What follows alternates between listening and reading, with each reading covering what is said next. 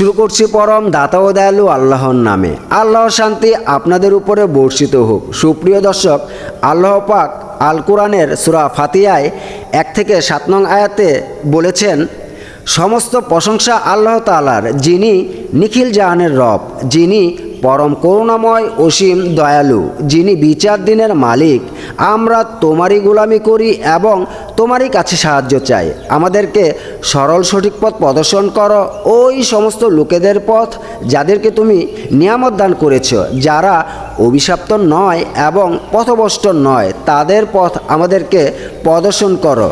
আর সূরা মুলকের 1 থেকে 2 নং আয়াতে বলেছেন, মহামহিমান্বিত তিনি, যিনি সার্বভৌম ক্ষমতার অধিকারী, তিনি সর্ববিষয়ে সর্বশক্তিমান, যিনি মৃত্যু ও জীবন তোমাদের পরীক্ষা করার জন্য সৃষ্টি করেছেন। কে তোমাদের মধ্যে কর্মে উত্তম, তিনি পরাক্রমশালী ক্ষমাশীল।